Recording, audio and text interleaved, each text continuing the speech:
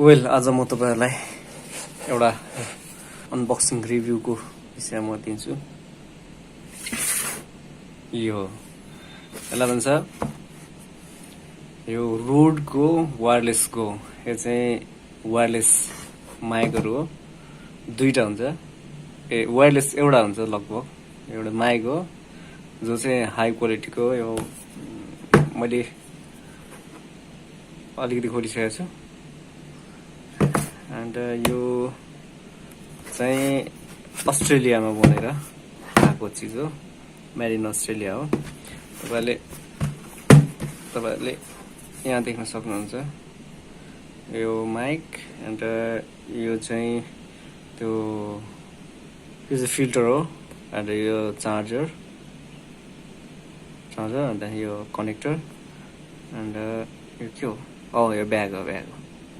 Okay, तपाईलाई यसलाई कसरी खोल्नुपर्छ भन्दाखेरि मैले यो काठमाडौँ अनलाइनबाट मगाएको। तपाईले यसलाई यसको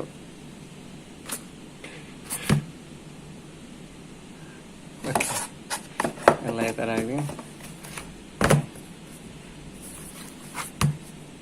यसको चाहिँ नेपालमा प्राइस 26,000 पर्छ। एकदम महँगो छ, महँगो चाहिँ अरू माइकहरु भन्दा, अरू 2-3 हजारको भन्दा। तर यसको क्वालिटी पनि छ राम्रो, तपाईको जो सहायता गर्न सक्छ तपाईलाई।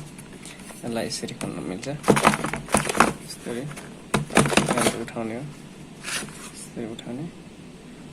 यसरी यहाँ दिएको छ, यस्तो फिल्टर दुईटा दिएको छ। यो एउटा कनेक्टर हो, एउटा क्यामेरा माल्ने, एउटा यो माल्ने। एन्ड के हो यो? जिपर होला। यो इन्स्ट्रक्सनहरु, यो चाउचाउको मसला हैन, यो चाहिँ ब्याग। त्यसलाई क्यारी गरेर त्यसलाई लिएर हिँड्ने। मसँग नर्मली मैले DSLR गर्छु, DSLR-बाट, तर आज चाहिँ मैले ल्याएको छैन। अन्त यहाँनिर रहेछ, यो एकदम राम्रो तरिकाले सेट गरेको छ। यो दुईटा चाहिँ चार्जरहरु हो, यो एउटा यो। तपाईले चलाउनुभन्दा अगाडि चार्ज गर्नुभएको एकदम राम्रो। यहाँनिर चाहिँ एउटा फिल्टर, यो फिल्टर हो जसले चाहिँ हावा रोक्छ। अन्त अब यसलाई झिक्ने तरिका चाहिँ यता अगाडि देखाउने। वास्तवमा यो यस्तो गरेर अगाडि देखाउने, यसलाई पनि यस्तो गरेर अगाडि देखाउने, यसलाई पनि फाल्दिने। ओके, दुईटा माइक हो। म हल्लियो होला सायद। मैले चाहिँ यो MI8 को स्टेबलाइजको विषयमा स्टेबलाइज हेर्दैछु। यसलाई अन गर्ने कसरी भन्दाखेरि यहाँनिर थिच्ने, यस्तै बल्यो। अन्त यो ब्याट्री लो भन्छ कि हैन, फेरि यसलाई नै अन गर्ने। यसमा चाहिँ डिस्प्ले छ, द्याट मिन यो चाहिँ रिसिभर हो, यो चाहिँ स्पिकर हो। कनेक्ट भइसक्यो, विथिन सेकेन्डमा कनेक्ट भइहाल्छ। अब मैले युज पनि गरेको छु। अब म बोलिरहेको छु, hello hello hello. What happen? यहाँनिर इट इज रनिङ। थोरै डिम भएको कारणले देखिएन हैन, यहाँ देख्नुहुन्छ।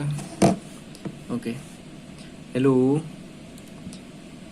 हेलो, म तपाईको मुहार खोजी गर्छु। एन्ड तपाईले फिल्टर चाहिँ यहाँनिर लाउन सक्नुहुन्छ। फिल्टर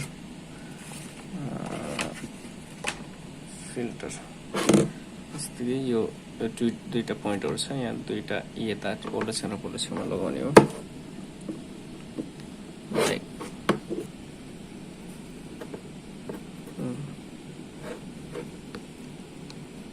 अड्क्यो। नाउ फिल्टरहरु अब चाहिँ रोक्छ यसले।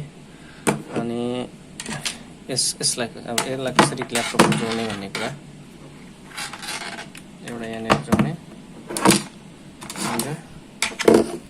लगेर नो दिस साइड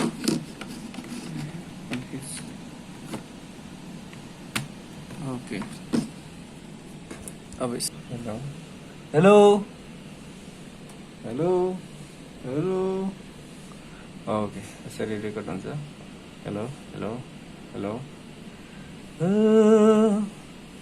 तपाईहरुले यसलाई चाहिँ कसरी युज गर्न सक्नुहुन्छ भन्दाखेरि ओके वेल तपाईहरुले यसलाई चाहिँ कसरी युज गर्न सक्नुहुन्छ भन्दाखेरि यो चाहिँ यसको चाहिँ धेरै प्रयोगहरु छ नर्मली माइक जसरी लिएर जान पनि सक्नुहुन्छ तार चाहिँदैन अन्त यसले चाहिँ 100 मिटर सम्म पनि टिप्छ अन्त अर्को कुरा चाहिँ के हुन्छ भन्दाखेरि काहीँनेरि जस्तो कि बुम माइकहरु चाहिँ माथि माथि ठडाएर यसरी दिएर बोलिरहेको हुन्छ भने मेरो चाहिँ यसको बेस्ट प्रयोग चाहिँ के हुन्छ भन्दा युटिलाइज चाहिँ के हुन्छ भन्दाखेरि हामीले वेब सिरिजहरु गर्दाखेरि चाहिँ वेब सिरिज गर्ने बेलामा चाहिँ साउन्डको चाहिँ एकदम प्रब्लम आएको हुन्छ अनि जस्तो हामीले चाहिँ अब हामीसँग स्टुडियोमा रेकर्ड गरिराख्न टाइम खान्छ अनि क्यान्सर रेकर्ड गरिराख्न एक्स्ट्रा टाइम गर्नुभन्दा चाहिँ योबाट माइक कहीँ राखिदिने अथवा बोक्ने यसरी कहीँ बोक्ने अनि बोल्ने अनि यसले चाहिँ सजिलै माइक टिपेर अनि डाइरेक्ट क्यामेरामा सेट हुन्छ भनेर चाहिँ हामीले त्यो प्रिपेयर गरेको तपाईले साउन्डलाई चाहिँ ठुलो ठुलो ठुलो ठुलो गर्न र सानो सानो सानो साउन्डलाई चाहिँ सानो गर्न सक्नुहुन्छ तपाईले यहाँबाट ठुलो सानो गर्न सक्नुहुन्छ यहाँबाट चार्ज गर्ने हो यहाँबाट आउटपुट दिने हो ठुलो सानो गर्ने हो अन्त रिसिभर हो भने यहाँनेरि पनि तपाईले के गर्न सक्नुहुन्छ भन्दा यो चार्जर हो अन्त यहाँनेरि चाहिँ अर्को माइक जोड्ने ठाउँ जस्तै कि यो चाहिँ अब कनेक्ट भएको नभएको इन्डिकेट गर्ने भयो जस्तै कि अब सर्ट अन मात्रै गर्यो कनेक्ट भइसक्यो हैन बोलेको कुराहरु तल रेकर्ड भइरहेछ यसमा अन्त योबाट चाहिँ तपाईले अर्को सानो माइक्रोफोन यसमा जोडेर तपाईले लिपल माइक बनाउन सक्नुहुन्छ सजिलो थ्यांक यू मैले कतिवटा चीजहरु छुटाए होला मलाई क्षमा दिनुहोस् okay Here is the made in Australia. Thank you. Best मेरो लागि चाहिँ अर्को सेरेमनीको पनि राम्रो थियो तर मैले चाहिँ यो नेपालमा यो आएको भएर द क्यामेरा हाउसबाट मैले लिएको 26,000